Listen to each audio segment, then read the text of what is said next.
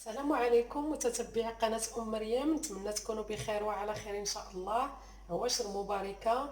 هذا النهار غادي نحضر معكم واحد التحلية ولا عصير نقدو نتناولوه قبل ولا مور الماكله، اللي كيجي واحد التحلية كتجي منعشه بالمذاق ديال الحامض. اللي عندي في المقادير ديالها، عندي كاس ديال عصير الحامض، تقريبا واحد 2 حامضات متوسطين معصرين، عندي نصف لتر حليب، عندي 2 فرماجات مثلثات، وعندي واحد 4 ديال المعالق كبار ديال سكر سنيده. السكر دائما على حسب الذوق، نقدروا نستعملوا حتى ل5 د المعالق الناس اللي كتبغي الحلاوه بزاف، لان شويه الحامض، عصير الحامض كيكون حامض. نتمنى تعجبكم هذه التحليه ان شاء الله، اللي انا من كتعجبني في الدار انا ووليداتي راني معتمده عندي، دائما خصني نوجدها للسحور. نبدلو شويه المذاق ديال الفلون لا الرايب. المهم بسم الله غادي نبدا معكم. غادي نديرو السكر في الخلاط، غادي ندير الحليب،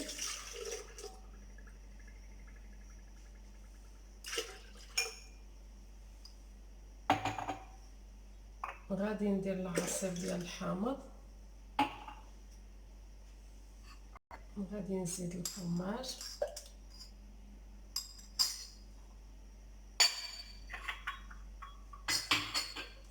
هاد العصير ولا هاد التحليه السر ديالها باش كتخرج لنا مزيانه، كتعطينا واحد الطبقه لتحت ديال العصير الحامض، وكتعطينا طبقه ديال الفرماج الفوق، والحليب كيجينا بحال الرايب كيجي عاقد.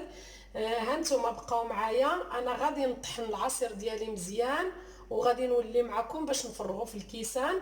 غادي نطحنوه واحد 4 ولا 5 ديال الطحنات حتى كيدير لنا الكشكوشه، عاد غادي نفرغوه في الكيسان ديالي ان شاء الله.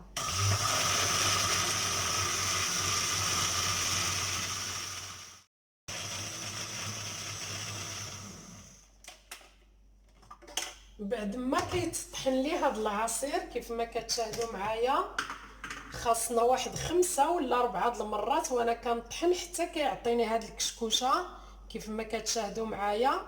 دابا غادي نفرغوه في الكيسان، وغادي نخلي هاد التحليه واحد 2 سوايع في الثلاجه. صافي كتكون التحليه ديالنا واجده. من غادي تبرد لي التحليه ديالي ان شاء الله، وغادي نتلاقى معكم باش غادي تشوفوا الشكل النهائي ديالها كيفاش كتكون 2 طبقات اللي كيكونوا عندنا من هذا العصير، وكتعطينا واحد المذاق اللي زوين ومنعش. نتمنى تجربوا ان شاء الله هذه التحليه وتنال الاعجاب ديالكم، وإلا عجبتكم تبارطاجيو وتدعموا القناه. ودائما كنقول لكم شكرا بزاف على التشجيعات ديالكم وعلى التعاليق الزوينه ديالكم، وكنقول لكم نتمنى نكون عند حسن الظن ديالكم وكنعطيكم شي حاجه اللي كتستافدوا منها ان شاء الله. من غادي تبرد لي التحليه ديالي غادي نتلاقى معكم باش تشوفوها ان شاء الله.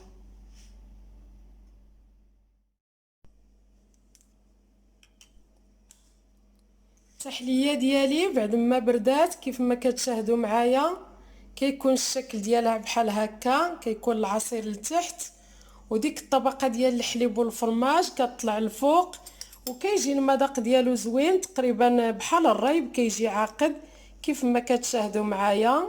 الطبقه الفوقانيه والطبقه التحتانيه كيكون فيها العصير. نتمنى تعجبكم هذه التحليه اللي كتجي منعشه بالمذاق ديال الحامض. كتجي منعشه وبارده، نقدموها في اي وقت. دابا راه جاي الصيف ان شاء الله، كنبغيو التحليات اللي يكونوا باردين ومنعشين.